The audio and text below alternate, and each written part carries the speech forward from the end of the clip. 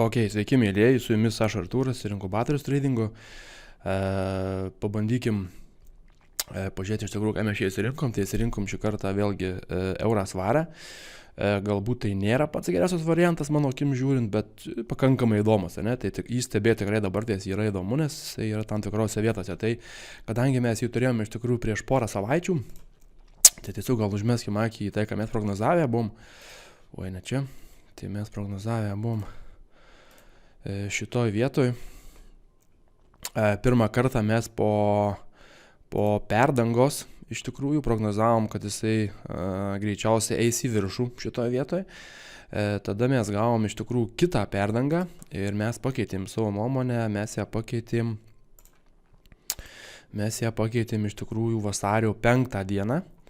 Ir gavosi pas mus taip, kad mes nusprendėm, jog nebeisina į viršų ir mes pamanėm apie tam tikras ribas, apie 0,8650 ir 0,450. Tai šitas ribas tokias palikom ir tos ribos iš tikrųjų realiai tokios jos ir maždaug gavos. Tai šitose vietose niekas kaip ir daugiau nepasikeitė ir mums atrodo, kad tai viena iš priežasčių, tai bet kokiu atveju buvo tai, kad kaina priartėjo prie 200 slankausios vidurkio.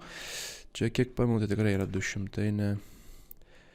Tai priartėjus kainai prie 200 kainos vidurkio, iš tikrųjų kaina pradėjo atgal grįžinėti. Tai ties tuo iš tikrųjų viskas ir pasibaigė. Tai mes realiai turim sekundėlę. Mes realiai turim šiokią tokią dėžę, tai yra dėžutė. Mėnesiniam grafike, aišku, viskas vyksta šitoj žvakiai. Kalbėjom praeitą kartą, kad kol šita teigiama tikrai nėra gerai. Savaitiniam grafike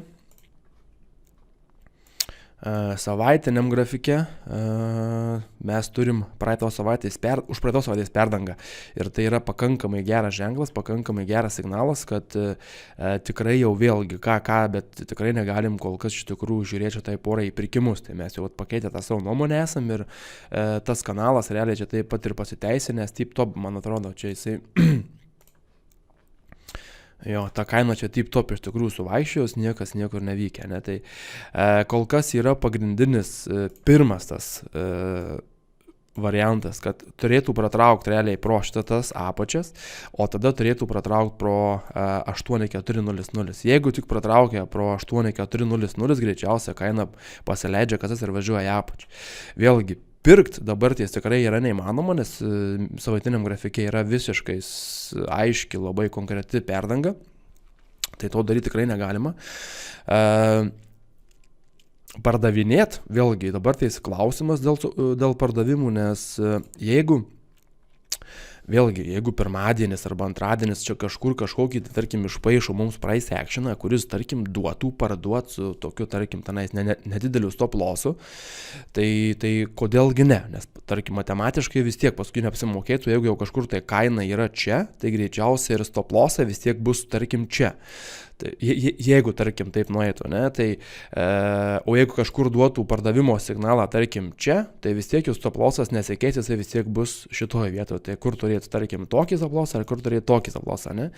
Bet kad taip nutiktų, pirmiausia, reikia sulaukti tam tikro kokio nors bet kokio price actiono signalo, kuris mums galėtų sakyti, kad dabar jau prašom, galite kažkiek tai bandyti pardavinėti, ne? Tai rizika yra šiek tiek mažesnė, kad, tarkim, ta pora kils toliau į viršų. Kitu atveju laukiam tik tai šitų apačių. Ir paskui laukiam 8400, kas bus su juo. Jeigu pro jį pratraukia, praeina, tai turbūt ir toliau paleidę kasas važiuosim į apačią, ne? Vis man dar tas pats variantas kirba galvoj, kad čia tas toksai gali būti veidrodis, kas buvo čia, tas iš tikrųjų gali būti ir čia, ir paskui galbūt važiuotumėm, tarkim, tokią situaciją, ne, į apačią, nes čia vis tik tais yra double topas, 900, labai aiškiai užsidaręs tenais yra mėnesis ir visa kita.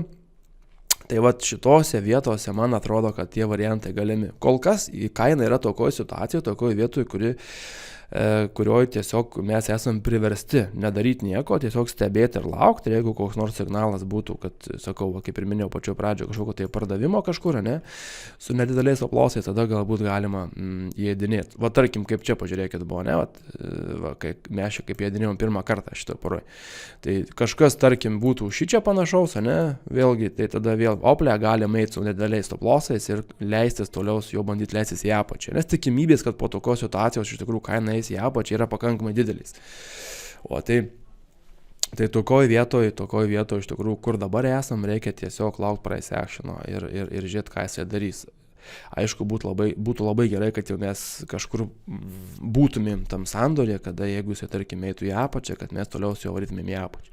Jeigu tik jis važiuoja į viršų, reiškia jis važiuoja ne į tą pusę, į kurią jis paskutiniu metu važiavo, ne, tai šituo metu, nes čia padarė aukštesnės, šitos nepadarė šitos vietos, šitos kol kas nepadarė šitos vietos ir kol kas nedaro nieko šitų vietų. Ir mėnesinis grafikas irgi yra baisinių perdangų, tai reiškia, jeigu jis važiuoja į priešingą pusę, tai greičiausia tai yra kažkokia tai korekcija, ne, iki tol, kol nenuvažiuos jisai iki čia ir neuždengs mėnesiniai žvakys. Jeigu to nepadarys ir kažkur čia suksis, galbūt mes jį kaip dabar, tai tarkim, čia kažkur pasigaus. Va, tai tokio mano pastebėjimai su eurų svaru. Tikrai žinau, kad yra neblogų variantų, ten mačiau, kai kurie žmonės klausė apie New Zealandą, Japoniją, apie USD Japoniją, apie KADA Japoniją. Tai iš tikrųjų manau, kad yra pakankamai tokie neblogi variantai, tai ir tenais jų yra. Kas liečia tiek Australijos dolerį, tiek Naująją Zelandiją, tiek Japonijos jenas, ne, tai ten tokių variantų man kaip ir atrodo visai yra. Tai mes jau savaitę, bent jau praeitą, tai mes susifokusavę gal labiau į tas tokias poras, kurios turi tas valiutas.